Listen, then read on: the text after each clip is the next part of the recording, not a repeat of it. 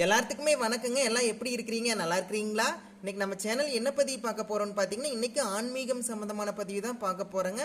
கொஞ்சம் முழுசா பாருங்க பதிவை. நான் சொல்ற ஏதாவது ஒரு குறிப்பு வந்து உங்களுக்கு பயனுள்ளதா இருக்கலாம்னு நினைக்கிறேங்க. பெரிய பதிவெல்லாம் கிடையாதுங்க. ஒரு சிம்பிளான பதிவு தாங்க. அதனால முழுசா பார்த்து கொஞ்சம் பயன்பெறுங்க. அப்படியே நம்ம சேனல் முதல் முறையாக பார்க்கலன்னா மறக்காம கீழே இருக்கிற சப்ஸ்கிரைப் பண்ண சப்ஸ்கிரைப் பண்ணி வச்சுக்கோங்க. அப்போ தான் நான் போடுற வீடியோ உங்களுக்கு அடுத்தடுத்து வருங்க.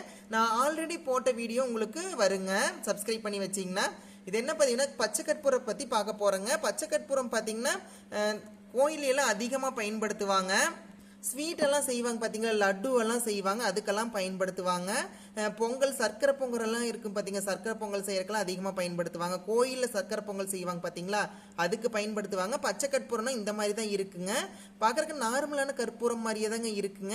இந்த கற்பூரத்தை வந்து நம்ம தீபார்த்தனை காட்டுறக்கெல்லாம் பயன்படுத்தக்கூடாதுங்க.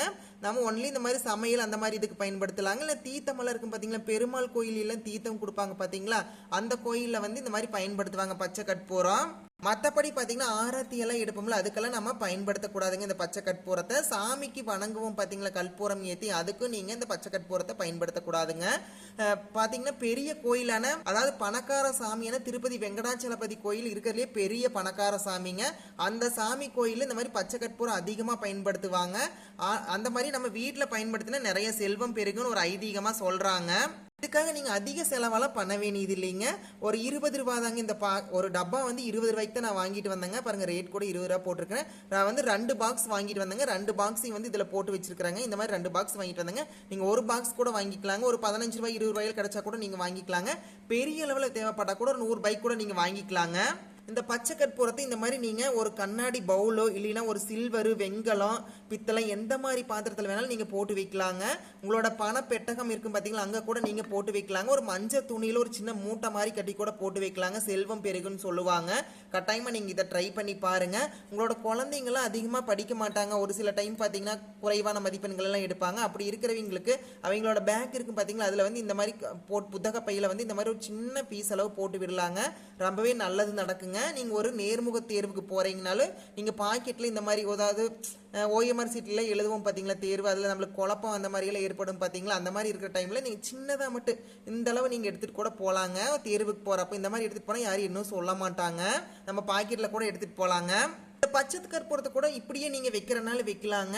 குபேர மூலையில் கூட நீங்கள் வைக்கலாங்க. பூஜை அறையில் வைக்கலாங்க. தேவைப்பட்ட இந்த மாதிரி காயின், 1 ரூபாய் காயின் இருக்கும் பார்த்தீங்களா, அதை கூட நீங்கள் போட்டு வைக்கலாங்க. 1 ரூபாய் காயின் ப்ளஸ் பச்சை கற்பூரம் போட்டு வைக்கலாங்க. இது கூட கூடுதலாக நல்ல நறுமணமாக இருக்கிறதுக்கு பார்த்தீங்கன்னா சோம்பு, இந்த மாதிரி சோம்பு கிடைக்கும் பார்த்தீங்களா, நம்மளோட சமையல் அறையில் இருக்கிற பொருள் தாங்க. ஒரு 1/4 ஸ்பூன் அளவு நீங்கள் போட்டு வைக்கலாங்க. இந்த சோம்போட ரேட்டு நான் உங்களுக்கு காமிக்கிறத வச்சுக்க, ஒரு 10 ரூபா பாக்கெட் தான் வாங்கிட்டு வந்தாங்க. இதையே நீங்கள் ஒரு பல டைம் யூஸ் பண்ணலாங்க. அதுக்கப்புறம் பார்த்தீங்கன்னா கிராம்பு இருக்கும் பார்த்தீங்களா, கிராம்பு கூட நீங்கள் போட்டு வைக்கலாங்க. 2ல் ஏதோ ஒன்று கூட நீங்கள் போட்டு வைங்க. ரொம்பவே நறுமணமாக இருக்குங்க. தேவைப்பட்டால் மட்டும் நீங்கள் போட்டுக்கங்க. இல்லைன்னா ஏலக்காய் கூட நீங்கள் அடிஷ்னலாக போட்டுக்கலாங்க. ஏலக்காய் வந்து இந்த மாதிரி நல்லா பச்சை நிலையில் இருக்கிற ஏலக்காய் போட்டு வச்சுக்கோங்க. ரொம்பவே நல்லது நடக்குங்க.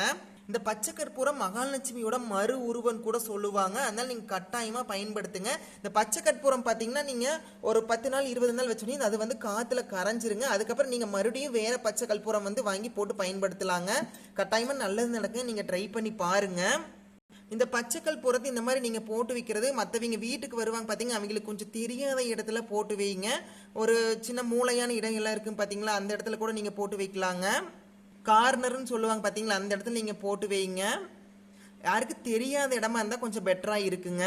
இந்த பச்சை கற்பூரம் பார்த்தீங்கன்னா பெரிய பெரிய நாட்டு மருந்து கடைகளில் கிடைக்குங்க. பெரிய ஸ்டோர்லேயும் இப்போ வந்து கொடுக்குறாங்க. கட்டாயமாக நீங்கள் வாங்கி பயன்படுத்துங்க. இதில் ஏதாச்சும் வேறு ஏதாச்சும் டவுட் இருந்தால் கமெண்ட் பண்ணுங்கள். நம்ம அடுத்த பதிவில் பார்க்கலாங்க.